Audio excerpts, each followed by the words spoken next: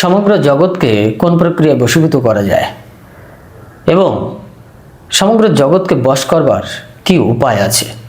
এই উপায়ের কথা যদি বলা হয় তাহলে চট করে মানুষের মাথায় একটি জিনিসই চলে আসবে, সেটা হচ্ছে তন্ত্রতান্ত্রিক, তাবিজ কবজ, মন্ত্রতন্ত্র ইত্যাদি, যেটা সমাজ জীবনে বিশেষভাবে চলছে। এ বিষয় নিয়ে আমার অনেক বিতর্ক এবং সমালোচনা রয়েছে। যারা এই বশীকরণের বিদ্যা প্রয়োগ করে তারা কতটুকু অকপট, সরল, পরোপকারী হৃদয় নিয়ে, প্রেম নিয়ে করছেন, এ বিষয় নিয়ে অনেক সন্দেহ আছে। তবে আমি তন্ত্রমন্ত্রের যে সমস্ত বশীকরণ বিদ্যার যে বিষয়, সেটা কিন্তু আমি অস্বীকার করি না। কিন্তু বাস্তবিক জীবনে যারা এগুলো প্রয়োগ করেন, প্রচার সম্প্রচার করছেন ব্যবসায়িক সূত্রে, তাদের ক্ষেত্রে কিন্তু আমার একটু বিতর্ক আছে। তবে আজকের যে প্রসঙ্গ, সমগ্র জগৎকে কিভাবে বশীভূত করা যায়, তাবিজ কবজ দিয়ে কিন্তু সমগ্র জগৎকে বশীভূত করা যায় না। একমাত্র জগৎকে বশীভূত করা যায় ঈশ্বরীয় প্রেম দ্বারা, ভগবতীয় প্রেম দ্বারা। তবে এখানে আমি কয়েকটি বিষয়ের কথা তুলে নিয়ে আসব, যেটা আচার্য চাণক্য দর্শনে উঠে এসেছে। ইহা অত্যন্ত গুরুত্বপূর্ণ। তবে সেই শব্দগুলো আমাদের বৈদান্তিক, ভগবতীয়, পৌরাণিক, শাস্ত্রীয় সিদ্ধান্তেরই দর্শন। সেই দর্শনটা কোনো কোনো মনীষীগণ একটি দুটি বাক্যে প্রয়োগ করে সরল অর্থ বের করেন এবং তার ছন্দে প্রয়োগ করেন। আমরা যদি এখানে সেই শ্লোকটি ব্যবহার করি তাহলে খুব পরিষ্কার হয়ে যাবে যে কি করে, কি কারণে সমগ্র জগৎকে বশীভূত করা যায়। শ্লোকটি এরকমই আছে, ক্ষময়া দয়য়া প্রেমনা সুনৃতেনার্যবেণ চ বশীক্রিয়ত জগৎ সর্বম বিনয়েন চ সেবয়া। অর্থাৎ সমগ্র জগৎ, ওই যে বশীক্রিয়ত জগৎ সর্বম, সমগ্র জগৎকে বশীভূত করা যাবে, বশ করা যাবে। দেখুন, এই কথাটি যখন উঠে এসেছে তখন ইহার ভেতরে তো সারার্থ অবশ্যই আছে। ইহার থেকে আর বড় মন্ত্র কিছু হতে পারে না। তবে এখানে কয়েকটি আমরা শব্দ পেয়েছি, তার কিছু বিশেষ তত্ত্বগত দিক আমরা তুলে ধরার চেষ্টা করব। যদি আপনারা এটা শোনেন তাহলে খুব পরিষ্কার হয়ে যাবে। ক্ষমা প্রথমে এসেছে, কিন্তু ক্ষমা অর্থাৎ ক্ষমা, সহজ কথা।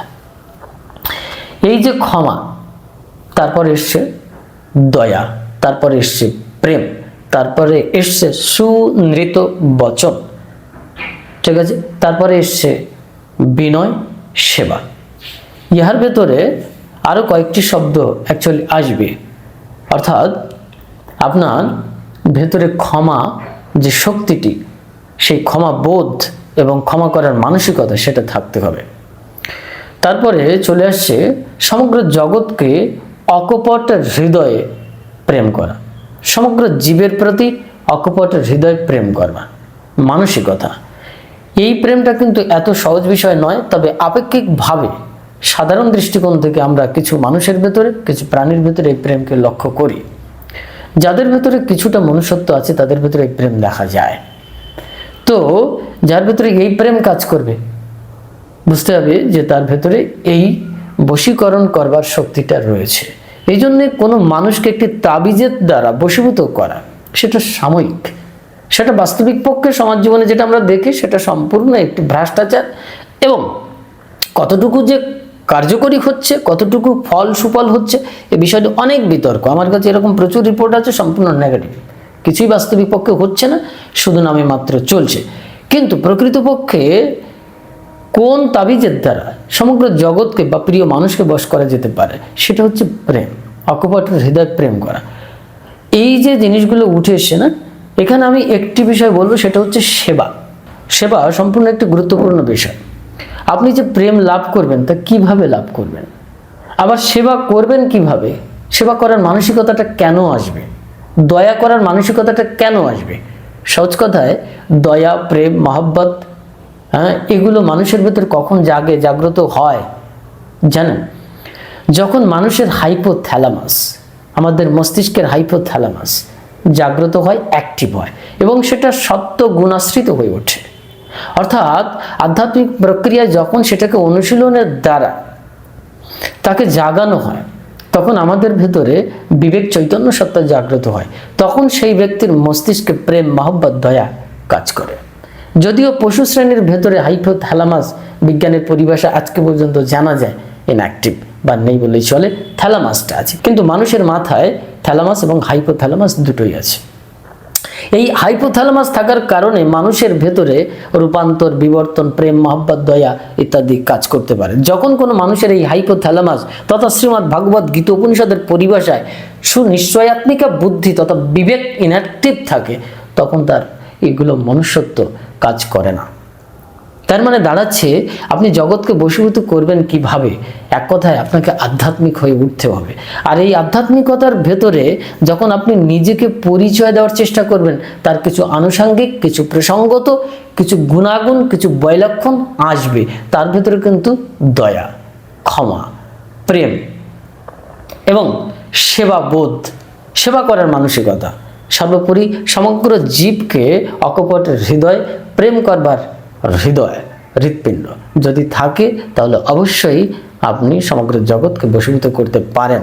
কিন্তু এই যে দয়া, মায়া, প্রেম, মহব্বত, সেবা, বিনয় ইত্যাদি এ কোথার থেকে আসবে?